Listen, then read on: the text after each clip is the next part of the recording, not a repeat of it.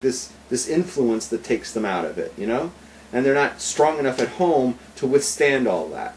So there's a lot of peer pressures, there's a lot of inconsistencies, and I also wanted to say another phenomenon that takes place is the kid has negative reinforcement. Kid doesn't learn Gemara well or something. And then instead of just hating learning Gemara, they end up hating Judaism. Mm-hmm. You know, and then they start excelling at secular studies like math and science, right? And they get positive reinforcement there, right? So they just become secular. You know, and so there's different, these are the kinds of reasons that I think people would leave Judaism. This is what I've seen. It's more of a personal thing. Like you said, it's not intellectual. It's not like they sat down and figured, oh, I can see that the Torah is not true, right? I don't see that. I never see somebody walk away from Judaism because they see the Torah is not true. It's usually because they want to get laid, mm-hmm. you know? They don't like all these rules impinged upon them when their next door neighbor's kids don't have those same rules. Yeah. You know, their friends are all smoking pot and drinking, and they want to have fun with that, and it's, you know, they're not getting good grades in Gemara, and they're gone. So like you say, it's more of an emotional thing. It's not an intellectual reason why people leave. But I'm saying the same thing should apply in Christianity in that regard, that, you know, when it's forced upon them and they send them to Christian school, and, you know, they have a bad experience with the nuns, and the nuns are real mean to them, and they, you know, they just get turned off, and all they want to do is get the hell out of Catholic school, you know, or whatever, right? Mm-hmm. And they just think this is retarded, you know? And that's what I think a lot of people like rebel from, right? But there's also the ones who become intellectually inclined, and they start looking into it. And I have seen people who are deeply religiously Christian. I've seen this numerous times, and the more they study it, the more they come to the realization that it's inconsistent and it's not true. And I have seen this a lot. And then they have to make one of three choices, and I've seen them go the three different ways. One is they just say, screw it, and they're out, and they just do like the secular thing. One is they decide, they bump into Judaism, and they realize Judaism is true, and they go for a conversion. And you would be surprised how many converts used to be religious Christians, including yourself. Yeah. Okay? You're not abnormal here. I have seen this a lot in the last 30, 35 years. I've seen it a lot. And the last one is some people say, you know what, Judaism, being a Jew is not for me. I'm going to be a Noahide. It's a little more rare, right? But it's picking up steam right now because that's like a new thing. You know, 50 years before, what happened? No, I'm laughing at your point. 50 years prior to now, nobody became a Noahide. But now that's becoming a more viable option, and it's becoming more and more popular for people to leave Christianity, find Judaism, not want to be a Jew, but become a Noahide. You know, and I think that's great. Yeah.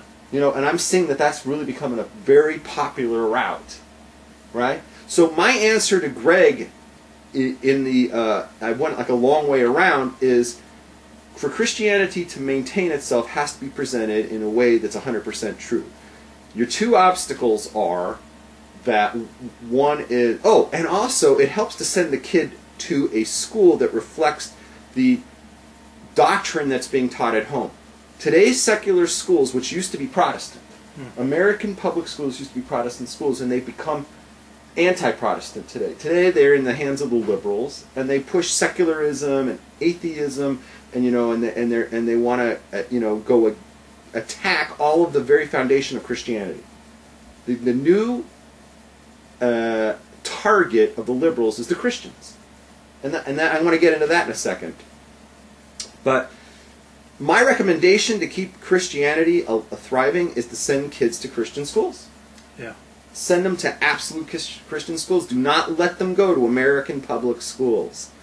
Make them go to Lutheran high school or Catholic school, or I don't know, what do they have? Episcopalian school? You know, Sure. They do. Do they have Seventh-day Adventist schools? Yeah, definitely. We're going to talk about them in a second too. We're going to talk about Christianity tonight. So that's that. They've got to be sent to schools that reflect the values and the learning that goes on in the house. So they've got to get sent to Christian schools. Public school is not an option.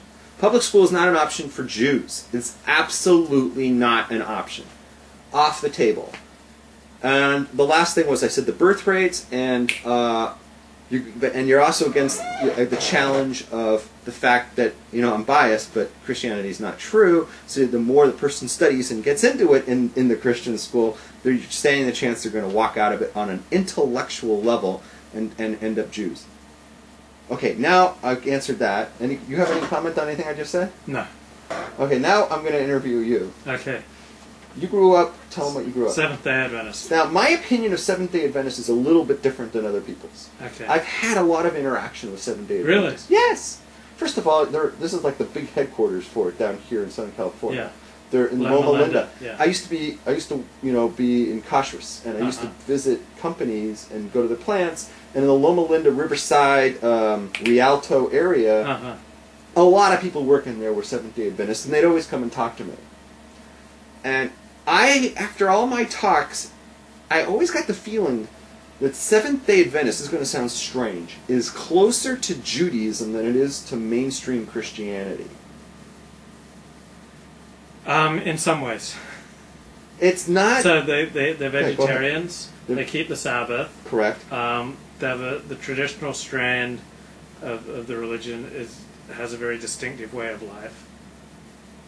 They feel separate, set off from the rest of the world in the way that Jews do, and they have a strong behavioral code. So. Right.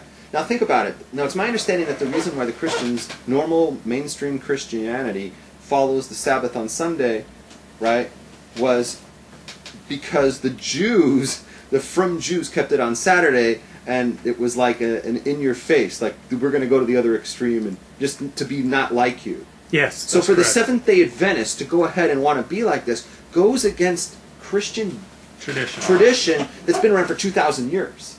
Yeah. How long has Seventh-day Adventists been around? Since 1844. So it's like a throwback. But there have been Seventh-day keeping Christians back to the 16th century, when with the Protestant Reformation, people started studying the Bible on their own with the belief that they could understand and interpret it. So they went back to the Old Testament, to the Pentateuch, and to the Ten Commandments, and they saw there was nowhere in the New Testament where it was overturned that the Sabbath was the seventh day. So there's been a very small strand in Christianity since the 16th century keeping the Sabbath. That's where like a lot of different strands, because that's when the Amish came in, and a lot of different things happened around that time period. Yeah, there are three main centuries in Christian history. The first century, when Jesus lived, the Apostle Paul lived, and the first three Gospels were written: Mark, Luke, Matthew. Then there was the 4th century, where Christianity became the religion of the Roman Empire. So under Constantine, I think 325 of the Common Era. Then the 16th century was the Protestant Reformation, the splitting of Christianity into two main divisions, Protestant and Catholic. And then Protestantism kept splintering up. You left it. There's another group.